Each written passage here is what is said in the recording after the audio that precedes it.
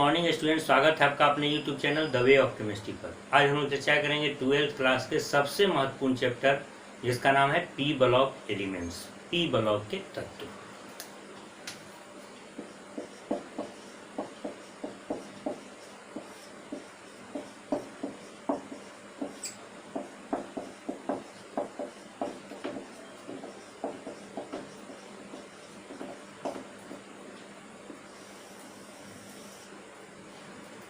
P block के तत्व, P block elements, इसी से संबंधित पहला क्वेश्चन है पी ब्लॉक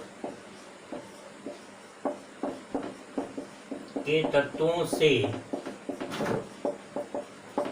आप क्या समझते हैं?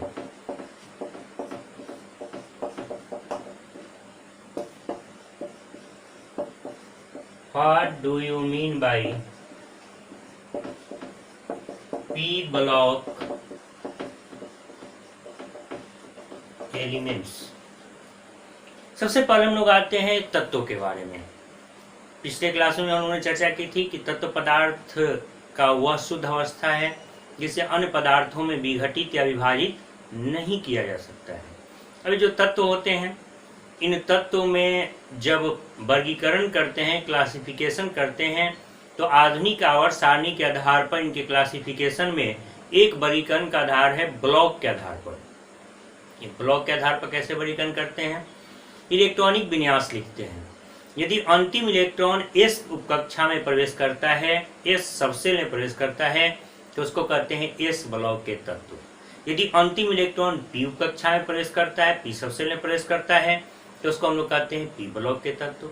यदि अंतिम इलेक्ट्रॉन डी उपकक्षा में प्रवेश करता है तो उसको डी ब्लॉक के तत्व, और यदि अंतिम इलेक्ट्रॉन एफ उपकक्षा में प्रवेश करता है तो उसे हम लोग एफ ब्लॉक का तत्व कहते हैं। यानी हम लोग का जो मुख्य क्वेश्चन है पी ब्लॉक के तत्व से आप क्या समझते हैं, तो पी ब्लॉक के तत्व कहते किसे हैं? उत्तर होगा वे तत्व जिनका अंतिम इलेक्ट्रॉन पी उपकक्षा में या पी सबसेल में प्रवेश करता है, इन्हें हम लोग पी ब्लॉक का तत्व कहते हैं। वे तत्व जिनका अंतिम इलेक्ट्रॉन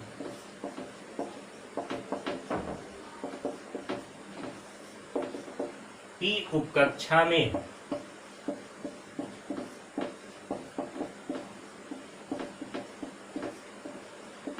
प्रवेश करता है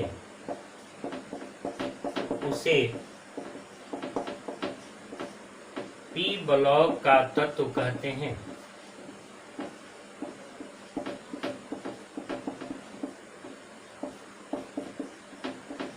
Those elements in which last electron enters in p subcell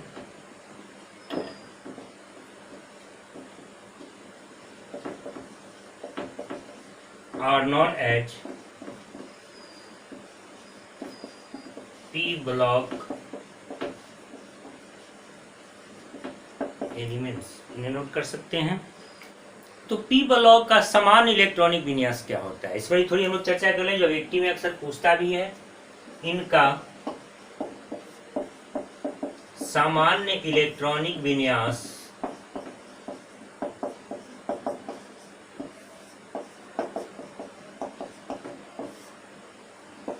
NH2NP 1 से 6 होता है। इस ब्लॉक के तत्वों के साथ सम्मिलित रूप से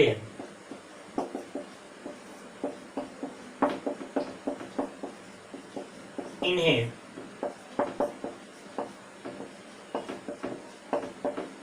रिप्रेजेंटेटिव तत्व कहते हैं।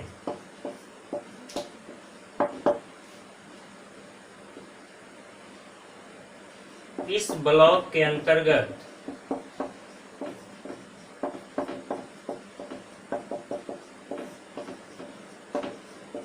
कुल 6 वर्ग आते हैं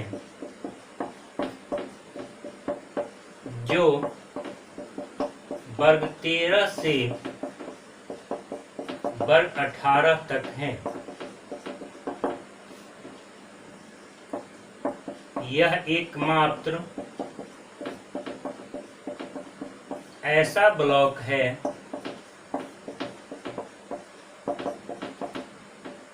जिसमें धातु, अधातु तथा उपधातु तीनों पाए जाते हैं।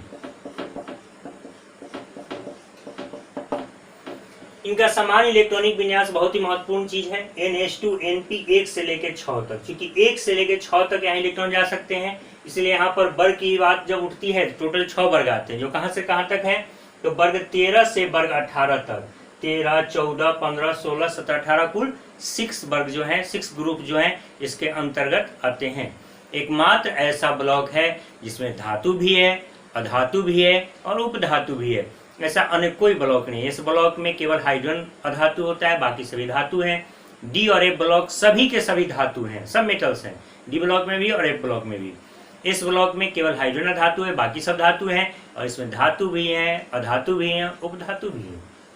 एक और चीज, इस ब्लॉक के तत्वों के साथ सम्मिलित रूप से इन्हें हम लोग क्या कहते हैं, रिप्रेजेंटेटिव एलिमेंट्स, रिप्रेजेंटेटिव तत्व। ऐसा क्यों कहते हैं, तो केवल डी वाले यौगिक नहीं बना सकते, केवल एफ वाले यौगिक नहीं बना सकते, डी और एफ मिलकर के भी यौगिक नहीं बना सकते, लेकिन केवल एस वाले, केवल पी वाले आपस से मिलकर, डी के साथ मिलकर, एफ के साथ मिलकर ये यौगिक बना सकते हैं। यानी यौगिक बनाने के लिए या तो एस ब्लॉक चाहिए या पी ब्लॉक चाहिए, ये दोनों जरूरी कंडीशन है। ध्यान रखने वाली बात है, केवल डी और केवल एफ या दोनों मिल करके भी यौगिक का निर्माण नहीं कर सकते जब तक उन्हें एस या पी ब्लॉक के तत्व नहीं मिलते हैं।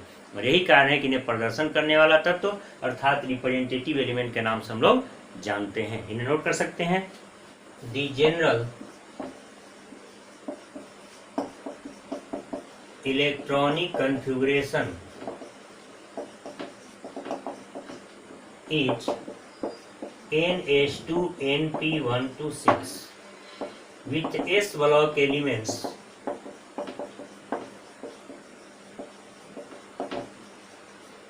they are named as representative elements.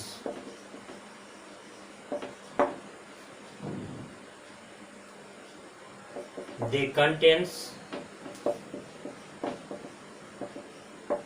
total 6 groups, that is groups from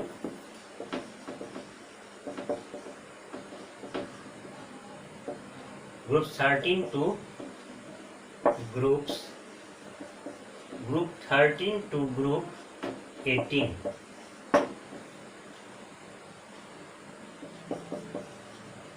They contains metal, non-metals.